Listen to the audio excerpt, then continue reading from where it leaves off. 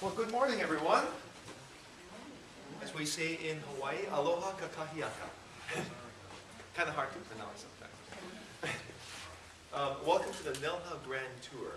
We do these tours on Fridays that allow you to go and visit some of the other tenants that are here at NELHA, like going down to the OTEC Tower and the Kampachi Farm, which are normally not open to the public. So usually what we do is a 90-minute presentation, because that's how long it takes the presenters to talk all about everything you ever want to know about the Natural Energy Lab. But we're going to condense that into 30 minutes here with just a brief overview, more on the whys of what we're doing here at NELHA in the first place. Now, NELHA was created back in 1974 because we had a wake-up call back then. It was the era of oil embargo. Now, Hawaii is the most isolated landmass in the Pacific, as you can tell by this one map. We import everything. We import 90% of our energy resource, and we import 92% of the food we're eating here. Now, about a year ago, there was a big earthquake and tsunami that hit Japan. Lots of these things are happening all over the Rim of Fire. Before that earthquake in Japan, there was a big earthquake in New Zealand. There was the big volcano exploding in Chile. All of this happening around the Pacific area. One could easily hit Hawaii. When we asked the civil defense on Oahu, the state civil defense, what would happen if a big tsunami like that would hit Hawaii, wipe out all the ports, wipe out all of the stored fuel that are at the ports, so all of our seaports and airports gone, right? Could we survive? And they didn't think so. That's how bleak it is. So we're hoping that that's a big enough wake-up call for our political leaders to say, we better start shifting into something that we can do to ensure our survival in case of an emergency. So because Hawaii is young, if you've gone and visited the volcano, that one hotspot made all of the islands in the Pacific island chain, that's a sure sign that we are way too young, because it takes at least 17 million years to make fossil fuels. So Hawaii being too young, we do not have any indigenous resource of fossil fuels. So we need to import them all. And we're importing them from mostly Chinese countries. Vietnam is our #1 supply. Then we got Saudi Arabia, but after that, Brunei, Indonesia, China, Thailand. The way China is developing themselves and their demand for energy, in fact, China is the biggest consumer of energy today, just above the United States. So Hawaii will find itself very soon in a position where we go back to these countries and say, well, we need some more of your oil, and they'll say, sorry, we sold it all to China.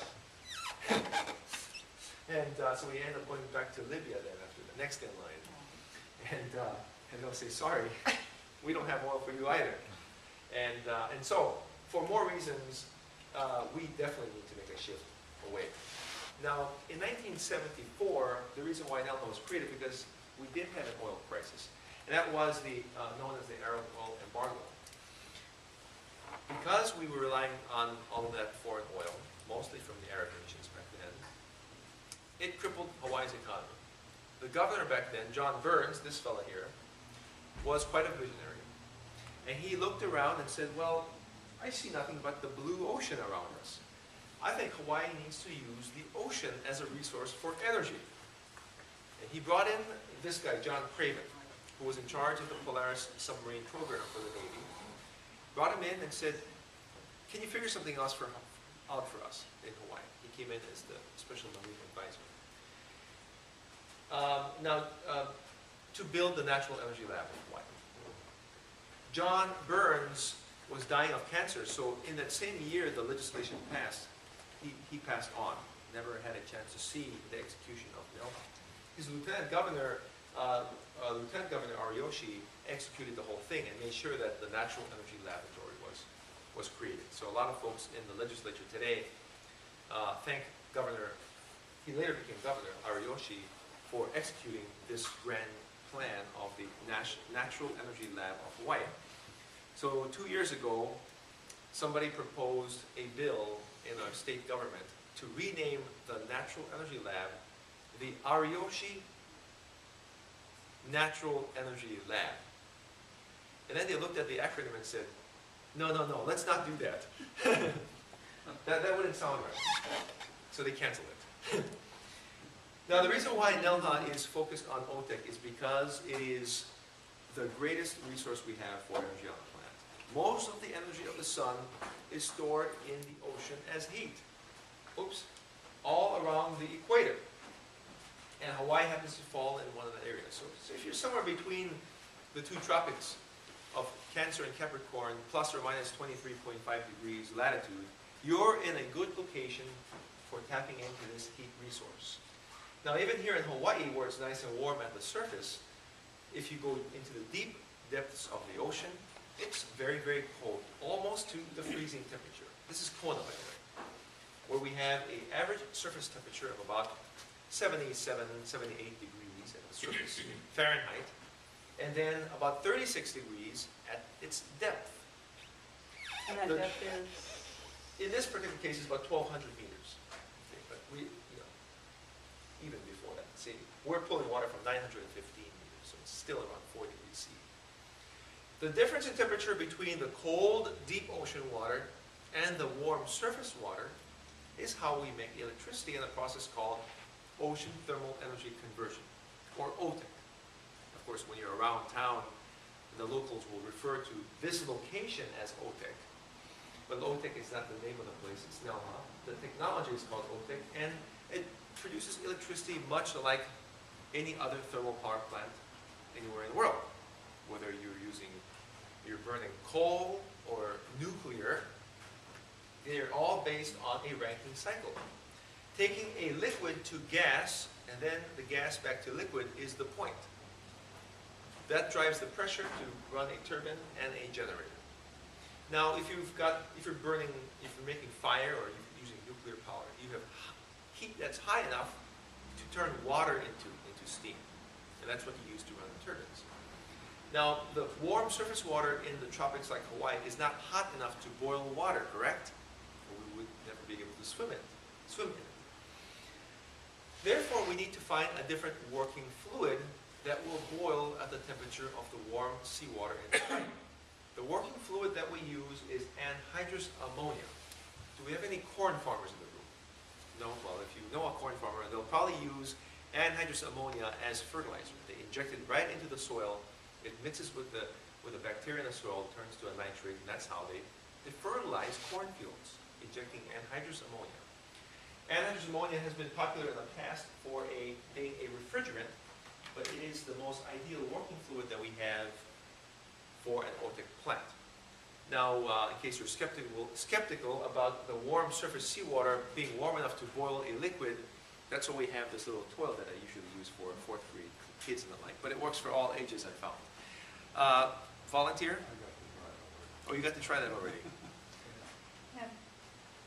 Hold on to the bottom of that there and show your new friends here how your hands are warm enough to boil this liquid. Oh my God. Wow, that's I pretty. didn't know he was that hot. That's what she said.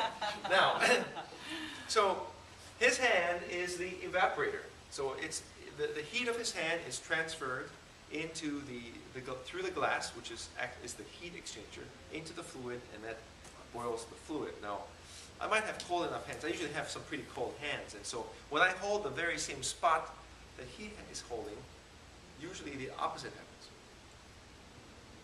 If it's not cold enough. I guess there isn't a cold enough delta T. Anybody here in the room have cold hands? Not today. Yeah, usually I have some pretty cold hands, but not today either. Mine are cold. Are they? Try holding the bottom of that. Yeah. Sucking it down. Sucking it down. Yep. Yeah. Got a bubble in them. Good. So your cold hands represents the condenser. So, you guys, both of your hands have a large enough delta T to run in an OTEC cycle. You need only a minimum of 40-degree temperature difference to run an OTEC cycle. So, it's really that simple. What's the quantity of ammonia you're running through this? Well, it depends on the size of the system. It's not a very large amount of ammonia. And when we go down to the OTEC cycle after I get done talking, you'll see that it's a very small amount of ammonia that's actually being used. But of course, the catch is You can't do it everywhere. You need to be in an area where you have access to a constant temperature at the surface. There are some parts of the world where the summertime seawater temperature might be warm enough, but then you get into the cooler months and suddenly you don't have that delta T. Ideally, if you are from Tuvalu or Kiribati, you're in great shape to do an OTEC plant. But not too many of us live in those areas. So when we have expand out that into the minimum of a 20-degree C delta T area, that's where we're at. So unfortunately for the United States, it doesn't prove that we have all that many areas where we'll have that amount. Florida, maybe a little part of Florida. Of course, Hawaii, then there's Puerto Rico, Guam, maybe American Samoa as territories, potential locations for OTEC. But it's likely that because we don't have too many American territories or states where OTEC applies, it may be why the Department of Energy doesn't give a single dime to OTEC research at the moment. Well, they did before. In fact, all of the earlier OTEC projects were funded by the Department of Energy, but they've changed their minds, shall we say. Not to say that our federal government is not interested in OTEC, because the new OTEC plant that we'll go and visit was funded fully by the Department